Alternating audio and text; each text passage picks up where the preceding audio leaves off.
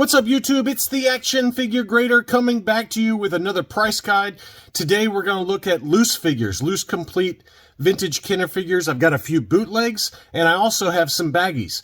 And prices were kind of all over the map, as you'd expect in the current market environment, but there were some pretty good deals out there. And without further ado, I wanted to dig in. The first one we've got is a double telescoping lightsaber Luke Skywalker, and it was in pretty good shape. I would call it probably 80 grade condition.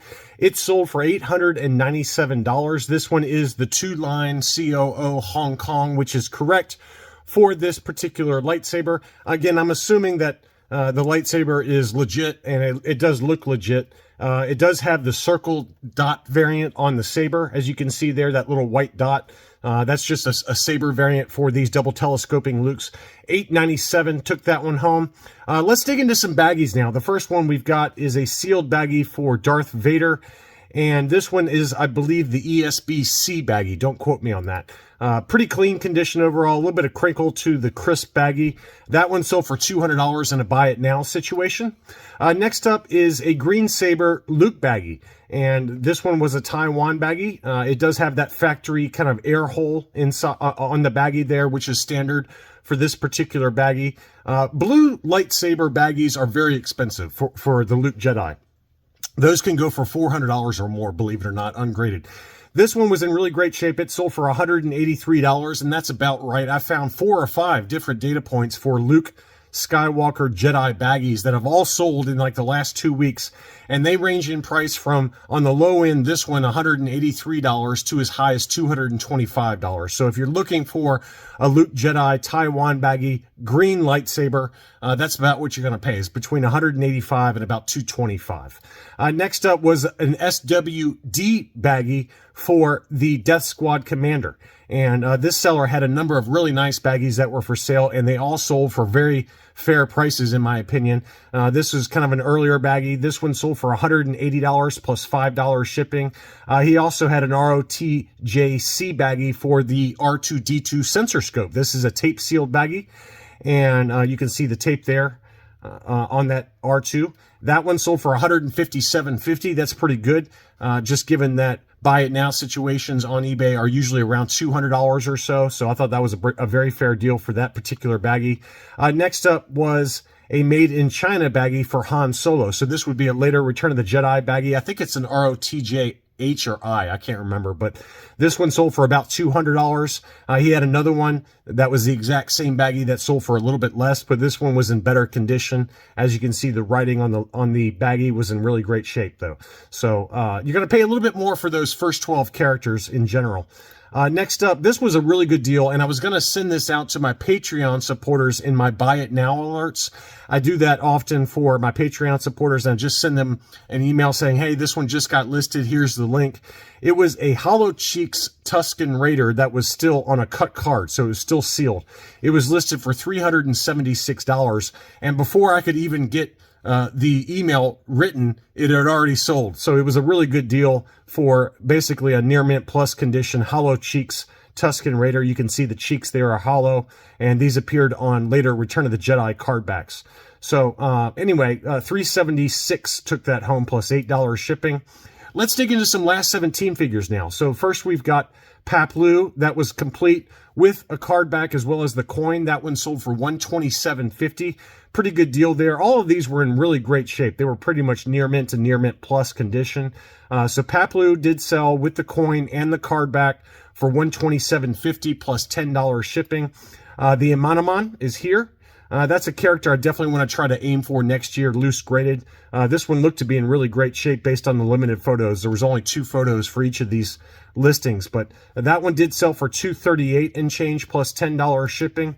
He had the Luke Skywalker indoor battle poncho, nice and clean, no rubs on the hand, no rubs on the face, complete with the correct black Palace blaster as well as the coin and card back. That one sold for $256, which I thought was a very fair price. Again, you're taking a little bit of a risk on these because all of these particular auctions only included 1 or 2 photos. So you're not sure exactly what you're getting, but it did look really clean based on the one photo there. This Imperial Gunner continues to go up in price. This one looked very clean, again, based on the two photos, but hardly any belt rub at all. The emblems looked good. I mean, again, it's hard to tell just based on the photos. That one sold for $274 to get the figure, the weapon, the coin, as well as the card back. So good deal on that one, I think. These weren't quite in as good a shape, but they were in pretty good shape overall. This seller had a number of last 17. These did not include the coins, I don't think. It was just complete with the accessory. And the first one is the Beretta. As a reminder, always look at the boots on Beretta as well as the backpack. The backpack looked very clean on this one. But Beretta's, not particularly expensive. You can pick them up ungraded for about this price, $118. Pretty good deal on that one. Next up was the Luke indoor battle poncho again. This one did have a rub, as you can see, on the green part of the helmet. So this one wasn't as clean, but he did have a lot more photos, so you can better judge the condition of that one. That one sold for $166.50, and again, it did not include the coin or the card back like the other one did. But you can see there a very prominent rub on the green paint of his helmet there. Next up was a Warwick, and this Warwick looked to be in pretty good condition overall. Just some minor rubs to it. It had some minor rubs on the arrows in his quiver. The torso has not discolored, though, which is a nice sign. Pretty clean overall. Probably 80 grade condition is my guess on that one. That one sold for $168 and change plus $6 shipping. You also had the Imperial Dignitary, and this one looks like it does have that infamous nose rub, which the Imperial Dignitary is known for, but I still like the character a lot. I know a lot of you don't, but you can see the very slight nose rub on that one. That one sold for $177.50. I think if you're patient in an auction, you can probably find one without the nose rub, loose and ungraded for a little bit less, but not too much less. Probably $140 to $150 is my guess on that one. At a low end for a nice clean Imperial Dignitary. He also had the Han Solo in Carbonite. That one sold for $183. It had kind of a weird discoloration on the actual Carbonite block. There's like a red spot there. I don't know if that's a reflection or if that's just a discoloration in the in the plastic, but Han Solo himself looked to be pretty good. Always look at the torso for the Han Solo in Carbonite, because that often can yellow over time. And also look at the hair to make sure there's no hair rub. I don't think this one has any hair rub. I think it's just reflections, but overall pretty clean condition. I would guess probably, again, about an 80 grade.